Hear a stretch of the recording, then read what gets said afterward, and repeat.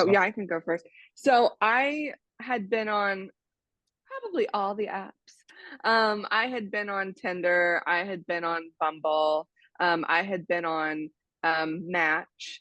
I felt uh obviously they were easy, but it was almost like you could get on it could pass the time, and were you really caring about dating, or was it like, oh, I'm just gonna find something for now, like, and I think it was kind of like and I we've made this joke, as we've over the years of you could be swiping in the Trader Joe's line or whatever, but what is when looking for a partner, I felt tougher because it was so overwhelming with the apps. I had decided I was going to get off all of them, and I was like, maybe I'll just meet somebody organically. I've done kind of the get on, get off, and okay, start again because I'm not meeting anybody organically. But um, my British business partner had said, "Oh, why don't you, internationally date? You travel a lot, you go over to Europe and the UK a lot. Why don't you try that out? Why don't you get on an international dating site?" And I just thought that was ridiculous because they're all going to be the same, right? Um, and but he had said, "No, why don't you go on the BBC and check some out?" Um, and this one was obviously one I had never heard of, and I was like, "This can't be real." Um, and so and the fact that I think it wasn't an app was, I thought, better, because then it felt like you weren't just, you could actually your time, fill out a profile. You weren't just getting distracted and feeling like it almost felt nostalgic in the fact that, oh, you get to, like, AOL, oh, I'm going to check my mail at the end of the day and see if I got a message, as opposed to, oh, well, I just, I have my phone on me all the time, and it kind of, it made it a little bit, I don't know, that's my experience. Roland, what was yours? so I similarly, I think there was Bumble, there was Tinder, Plenty of Fish, uh, Match. There was another one as well, but I can't think what it was. I'd been on pretty much all of those. eHarmony. No, sorry, I did eHarmony. eHarmony. that's the one. eHarmony was like donating like blood to get on there. Like the whole process to fill out an application. I mean, that was like an 8-hour day. Anyway, go on. Yeah. Yeah. Well, the reason eHarmony, I tried eHarmony because that's where I've got two friends now that are married through eHarmony. So I was on that because they were all about that. They thought it really worked.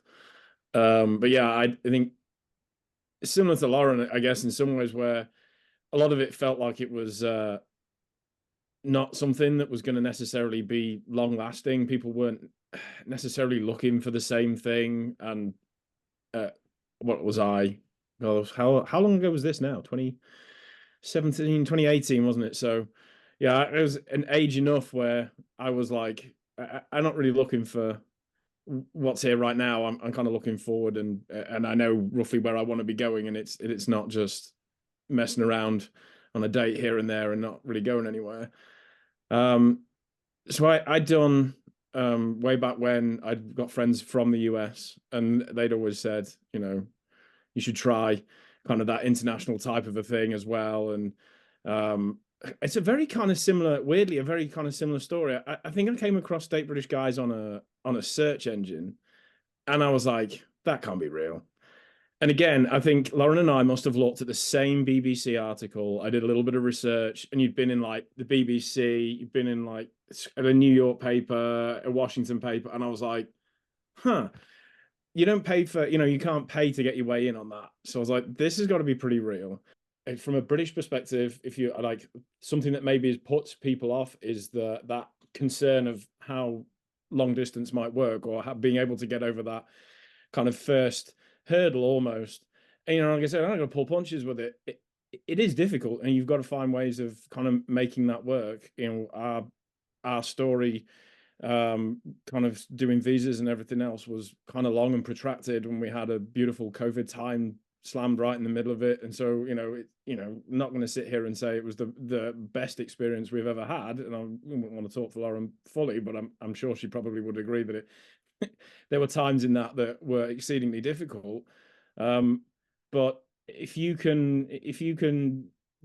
know that the person that you want to be with, you want to be with them, then you do figure it out. And I think it's testament that, stories like ours, stories like other ones that you probably have, if you meet that right person, and it doesn't, the distance doesn't matter, because you're going to find a way to make it work. And I think that's probably my biggest message for people, is that yes, it can be daunting, but honestly, you find a way. So. And would you say, like, was it America in particular that you had a fascination with, Roland? Obviously, there's a lot of Brits and Americans on the platform, but there are other nationalities. What was it in this case about Lauren or about the US that really pulled you into that relationship? I mean, as I say, I have still friends that were in the US. So yes, it had been somewhere that had interested me. I was probably leaning more into people from the US, knowing that I'd just been attracted more to US women. For me, they're just, people in the US had just come across as nicer. They'd always been friendly to me. American women I found were more outgoing, a little bit maybe more real sometimes. So yes, I guess I'd chosen the US as a place that I'd like to come, and somebody that I'd like to be with. I spoke to other people who weren't from the US, because I'm at the same time at a dating point, like you said, both of you, like throwing the net out there, trying to find out why am I just looking in the smoke? Like I'm from we joke about it. I'm from a pretty small town, kind of outside of Birmingham, and the pool there wasn't the largest. So when you kind of throwing that net out there, and if you're going to do it, just I was like, well, I'm all in. I see what happens, kind of thing.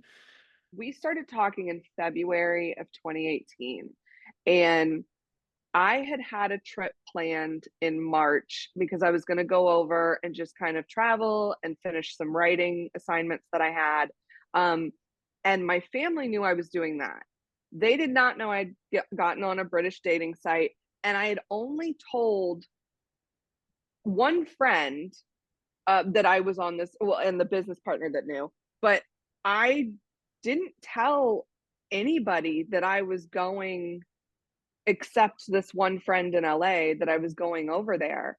And then of course I have friends in London. I told a friend in London, hey, this is what this guy looks like, stranger danger. If I like show up on like, BBC or CNN and I'm like a lost missing person. And so because I think I was so afraid that at this point, we'd spent almost a month talking, with, Skype and text and things, that if it didn't work out and I'd told my family and I'd told all my friends, then it would have become this big thing. So, and usually I'm the one that tells everybody about every dating story, but this was the first time I did the opposite, where I was very like, there's no reason to. And then when, after our first date, and then we had a weekend together and we realized, this was something we really wanted to give a good try. I came back and had a conversation with my family about it. So, and then they were supportive about it. I don't think everybody thought it was, well, Roland, it was really the conversation when I came back after we spent a month together, and 100 days later in total, I told my dad, hey, we're getting married. I think that's the one that my dad about had a heart attack, but he took it in strides. But yeah, we got married about 100 days after we met. So not quite that 90-day fiance, but just barely. Wow, Roland, your thoughts on that and how Lauren's dad spoke to you after that information? Uh, yeah. So I mean, we I remember I remember trying to be pretty supportive because I remember that we've been talking for kind of like a month or so. I remember that we kind of like yeah, we got on so well. We're like, oh, we planned this weekend, then realized that probably we should have a date beforehand because what do you do if you actually don't really like somebody but you're going to spend 2 or 3 days with them? Yeah, we talked about it and we're like, do we think maybe we should have a date somewhere just before this weekend? And we're like, yeah. And obviously that went well. I remember sort of thinking to myself, if you were somebody else in another country, then I felt comfortable enough with Lauren after the kind of time that we'd spent talking. I was like, this is somebody that I get really like, somebody that I get on with. So I kind of gave her a picture of my UK license plate and stuff like that. So I'm like, I want you to feel comfortable. I trust you, and so there was a lot. We had a lot of initial trust, and we just hit it off, And then I drained his bank account. And now, And you're still together. yeah. So yeah, so I remember sort of like trying to put myself on the other side of this at this kind of at the same time, and I'm obviously glad that I did do that. And we laugh. Stranger danger is still a thing for us. I Um, took a picture actually of us and I sent it to my friend. oh, And I sent that it. was before we even had something to eat, wasn't it? That night. Yeah, Yeah, we were taking a right walk to there. the restaurant and I'm like, let's get a selfie. And I took a picture and I texted to my friend. I'm like, this is where we're going and this is what he looks like. So that's known as like the stranger danger picture. But it's funny because the first night of the weekend trip, Roland, you're the one that was like, before we even went to dinner, did anything, you're like, so where is this going? Yeah, And yeah. usually it's the female that has the whole, conversation about it. It's weird, and I always think about that. Like, you're absolutely right. What the fuck was I doing? Why would you ask that at the beginning? But I also know me, and you know me enough now as well, that if I hadn't have asked you at the beginning, I'd have not been comfortable the entire weekend. You would have I'd stressed have been out. like, You would have stressed out. I'd have been very British. I'd have stammered and Hugh Granted my way around everything. So I was like, yeah, it's just like, yeah, a drink and getting that out was probably the best thing to do. It could have gone so wrong, but again, the stars aligned and things went right. But Roland, let me ask you about that. So why do you think you're so focused on where this was going? Like, was it just more like you were wrestling with like, do I put more, is this like, was it because there was such a big deal around meeting someone after all this time? Like, you just wanted to know that you guys are a couple, you're going somewhere, like because of that level of excitement? Or was it more about where you wanted it to go that you needed clarification on? That's a really good question. For me, I think it was more that I, I don't know. I just can't like.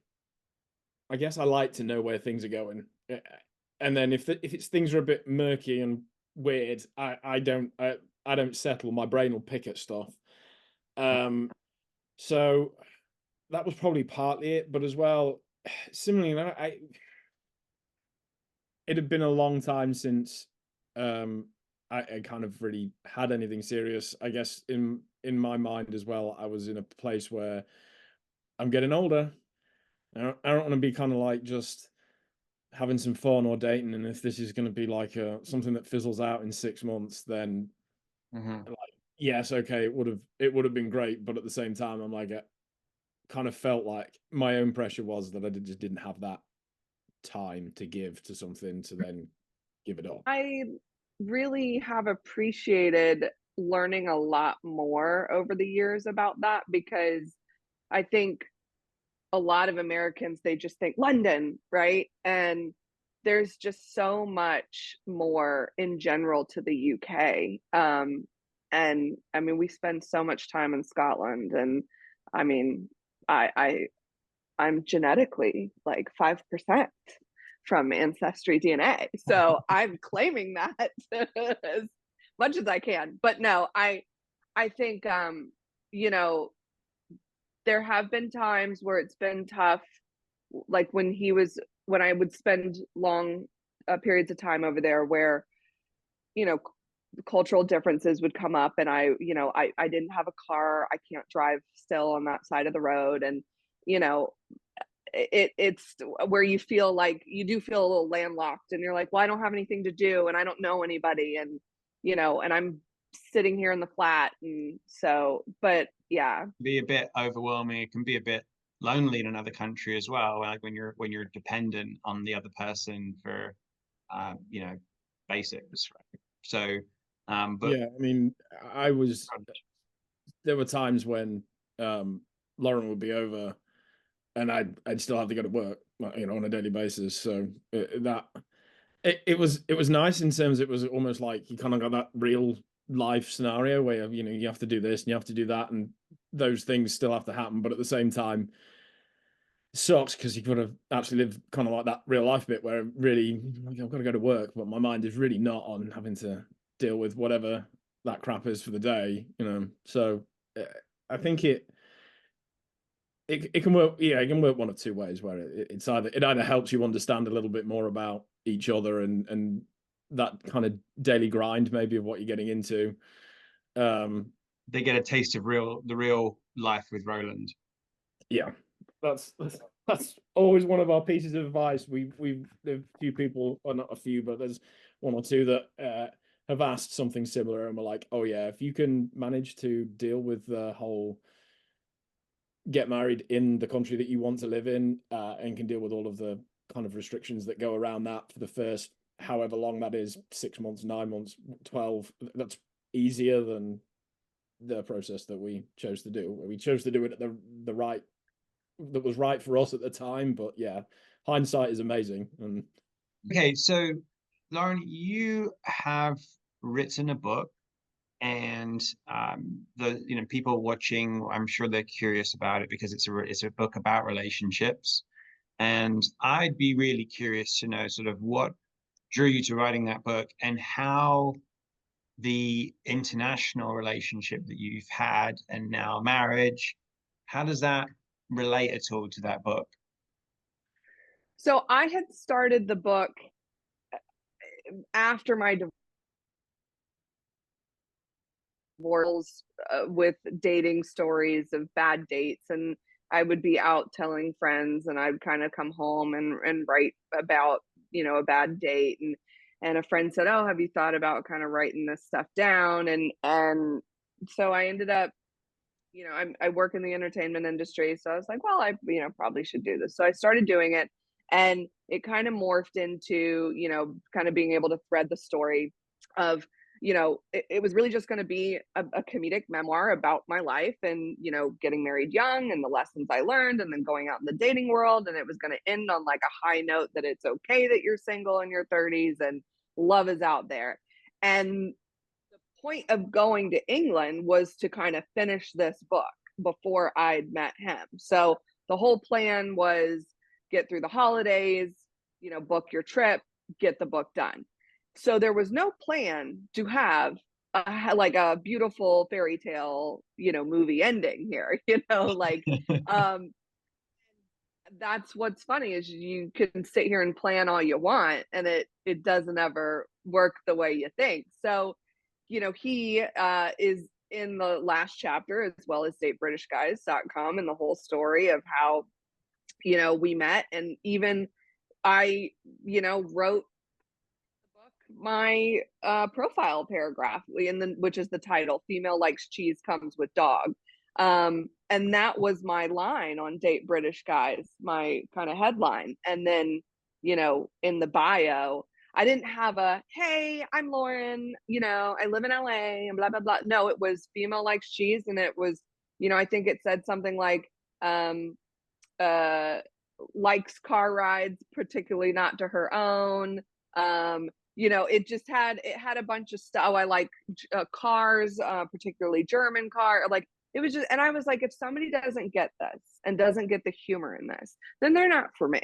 And I think with the book with writing about different relationship experiences and things, and the divorce, and then just being able to kind of write a small part of the beginning of our story, I feel like it allows everybody that has read it, and the feedback that I've gotten, and the reason why we're not together right now is I'm on a mini book tour, and I'm sitting in Kansas City, but Cool. but is that it's relatable, that it's like we're having a conversation and we're sitting at a bar over drinks, and maybe I'm telling you a story, and then so many of them have said, oh man, I totally felt like that when a guy that I really liked, and we went out for 3 months, and then all of a sudden I never heard from him again, and I don't know what I did wrong. So I think and I think that's why I really liked Date British Guys, is because kind of what Roland said, is I felt like you found somebody on there. Like, the people, I talked to one person right before Roland, he'd just gone through a divorce. I mean, just went through one, and I know what that's like. And in my eyes, I was like, he's just probably not ready yet where I am. Like, he's gonna find somebody, I know he will. And I'm excited for him, but I'm probably not the right person. But he was so nice. And I'm like, and I think there are just a lot of great people on there. And again, I think I know somebody who, and they didn't meet on Date British Guys, but she's an American and she married someone from Spain. So I think there's so many opportunities. Yeah, and the new platform, Dating Across the Pond, will be broadening to all different nationalities. Like, I didn't find Adam Sandler funny growing up. Like, that type of humor didn't make me laugh. I would go to the movies with my friends as a teenager, and they'd all be laughing, and I'm like, I see it, but I don't find it as funny as everybody else does. Now, knowing like I like smart comedy. And I think that's where I can't speak for other women, but I'm wondering if that is something that might be a draw. I think that me being a Brit in the US, though, is a lot easier than Lauren being an American in the UK. This accent gets me out of a lot of I'm not like I'm getting into actual real trouble, but it does, like, Helps. I've walked into places and just been like, oh, I'm sorry, it really turned on the British accent, and they're like, oh, people can't help you enough, like, or and that didn't happen for Lauren when she spoke American in the UK. They don't help. I mean, American. That's the stereotype. Like, I'm not gonna lie, the stereotypes are still alive and well in both countries. I don't know why, but it's still real. I think I had every place, not in every place in the UK, but people ask me, oh, what's New York like, and things like that, and I say it's very much like the UK, because you can stop and ask somebody for directions and they'll give it to you, but they're not going to be like, oh, how are you? Oh, no problem. It's just very different. Where here, like, yeah, Roland, they'll invite you in for, dinner. Yeah, generally I'll be like, oh, they say, where are you from? And I say, oh, I'm from a small town near Birmingham. And they sort of look at me and I go, have you watched Peaky Blinders? That's usually the thing. And if they haven't watched Peaky Blinders, I'm like, oh, it's in the middle of the UK. But the few people that have, like, and then the next thing is, oh, I've got a friend in London, or I've been to London. And I'm like, okay, I didn't live there. Like, that was 3 hours ago. Not the same place. Like, well, that kind of goes back to what Lauren was saying earlier about how, like, people think the UK is just kind of London, or even like England, just London. And it's I always think of it as like, take the whole of the US and all the differences in different states and the different accents in the different parts of the states, and just sort of squeeze it and compress it and like sort of mop it into this little island. And you've got a bit of a reflection of kind of the way the UK is dispersed, because it's so old that you only have to go 1 hour in another direction. You've got a different accent, you've got some different social rules. I mean, it's like, minor, but it gets bigger and bigger and bigger. Yeah. And that's, it's still, even for me, when you think about that kind of Liverpool-Manchester rivalry, and what is it? Probably not even an hour in a car. Right. I have one more thing to add. Don't be afraid to meet up. Like, I mean, we can all hide behind our screens, right? But don't be afraid to actually pull the trigger and meet up, whether somebody is in the US and someone's in the UK, or somebody's in, I don't know, Germany or wherever. Don't be afraid to say, hey, let's meet in Mexico, and or let's meet, in a whatever they consider a safe place, or whatever. And yeah, because you're not gonna ever know if you just hide behind the computer screen the whole time. The price, right? So if you're gonna, this is good advice, I think, for anyone thinking of doing this. Like, I would feel very uncomfortable paying the first time I'm meeting someone, paying for their ticket. It's understandable if they don't have the money to travel. So meet them halfway. They pay for half, you pay for half. That, I think, is like a reasonable thing to do if you're more financially comfortable than them and you can't travel to the other country. But I definitely would be very cautious of anyone that's saying, hey, can you pay for my flight? That's the only way for me to come and see you. If that's the case, pay for your own flight to go see them and put all the protective things in place. And the other thing I was going to throw out to you, Lauren, which I forgot earlier, was, please, what's the name of your book? Feel free to plug your book. It is Female Likes Cheese, Comes with Dog: Stories About Dating, Divorce, and Saying I Do. And you can get it on Amazon or on my website, www.thelaurenpeacock.com. Excellent. www.thelaurenpeacock.com. Yeah. And Roland, do you like cheese and dogs? Yes. Perfect. He actually loves I like my chocolate. dog. I haven't got the sweet tooth though. Do you have the dog? Is Izzy with you? Did she? Oh, is she? So the dog, my dog now loves him more than me. So that's now how that's worked out. She's Perfect. now abandoned me, and Aww. so that is now. What kind of dog is that? She's a Belgian Shepherd, so she's a canine, kind of like what you'd see police and military. So she's our old lady now. So beautiful, beautiful. Well, it was a pleasure meeting you both. Thanks for letting me run on as long as I did. Thank you so much for having us. Yeah, no problem. And we'll continue to try and get these success story videos onto the platform. And please stay in touch and keep us updated as to how you two progress. Well, great. Well, thank you. Let us know if there's anything we can do. All right, no worries. Take care. Thank you.